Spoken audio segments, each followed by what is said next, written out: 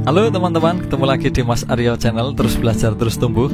Buat teman-teman yang baru pertama kali mampir di channel ini, silakan dukung kami, dukung channel ini dengan menekan tombol subscribe di bawah dan juga gambar loncengnya dinyalakan ya. Oke, terima kasih.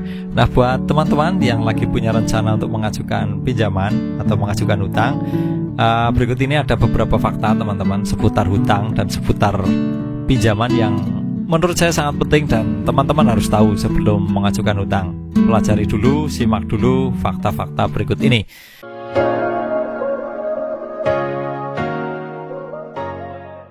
Fakta yang pertama, lebih banyak orang berhutang itu untuk memenuhi keinginan daripada kebutuhan. Nah, celakanya lagi bahkan untuk menuruti keinginan yang sebenarnya nggak terlalu penting ya, contohnya lagi scrolling di medsos atau di marketplace, kemudian lihat tasnya lucu banget gitu ya, lagi promo lagi. Wah, meskipun belum gajian nggak apa-apa deh, ambil pakai kredit, ambil pakai pay letter dan sebagainya. Nah, itu fakta ya teman-teman. Yang pertama, sering sekali seperti itu. Kemudian fakta yang kedua teman-teman, hutang itu artinya kalian harus membayar lebih banyak dari seharusnya. Nah, ini tentu akan menguras penghasilan kita di masa depan ya. Kita semua tahu bahwa utang itu ada jasanya, ada bunganya, ada biayanya dan sebagainya. Maka kita membayar lebih dari apa yang kita terima. Nah, paling tidak teman-teman, gajian bulan depan itu harus sudah berkurang untuk membayar cicilan ya. Misal gaji kita 3 juta, cicilannya 500.000, artinya gaji bulan depan sudah nggak genap 3 juta teman-teman, karena yang 500.000 nanti harus dipakai untuk membayar cicilan. Nah, itu fakta juga yang kadang tidak disadari atau tidak diperhitungkan oleh banyak orang. Kemudian fakta yang ketiga, hutang produktif maupun hutang konsumtif itu sama saja teman-teman. Ada pendapat yang mengatakan nggak apa-apa kalau hutang itu untuk produktif. Ya oke, memang tidak apa-apa teman-teman. Tetapi hutang yang produktif ini misal untuk memulai usaha juga kan nggak selalu langsung profit di bulan pertama teman-teman. Sementara di bulan pertama itu kita harus langsung mulai membayar cicilan hutang. Itu harus dicermati fakta-fakta itu. Kemudian mau produktif mau konsumtif sama-sama punya risiko. Risikonya sama teman-teman.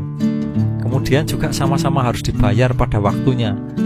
Nah, yang membedakan itu adalah alasan dan tujuan kita untuk mengajukan pinjaman itu. Tetapi dibalik itu semuanya sama, baik risiko, kemudian kewajiban, konsekuensi, semuanya sama. Jadi mau produktif mau konsumtif, hutang itu faktanya sama saja. Kemudian fakta yang ketiga teman-teman, fakta yang keempat, teman-teman, hutang itu punya risiko. Tadi sudah sedikit disinggung. Nah, sayangnya risiko ini kadang nggak dipertimbangkan pada saat awal ingin berhutang. Sudah buru-buru kepingin dapat duitnya, jadi nggak mempertimbangkan dengan cermat di awal.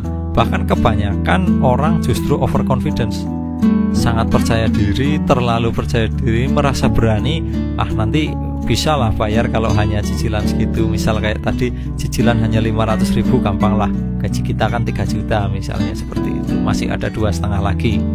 Padahal di balik gaji 3 juta itu kan sudah menanti banyak pos pengeluaran, bayar listrik, bayar kos kalau yang anak kos, kemudian untuk makan, untuk hangout teman-teman dan sebagainya.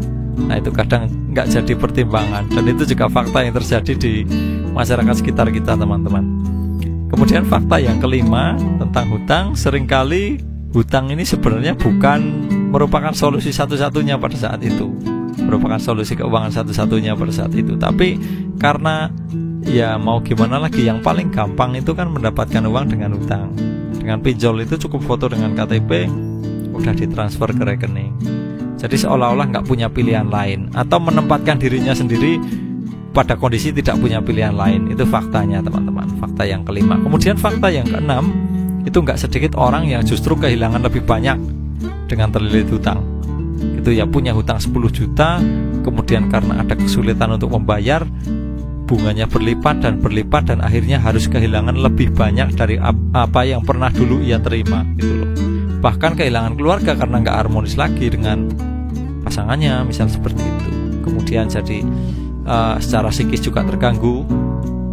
akhirnya relasi dengan orang-orang dekatnya juga ikut terganggu. Nah teman-teman, melalui video ini saya bukan mau menilai jelek ya tentang hutang maupun tentang para pemberi hutang atau orang yang mau berhutang, bukan mau menilai jelek, bukan mau menghakimi, bukan juga mau melarang teman-teman berhutang atau menggunakan fasilitas kayak pinjaman, pay later, kredit dan sebagainya, bukan.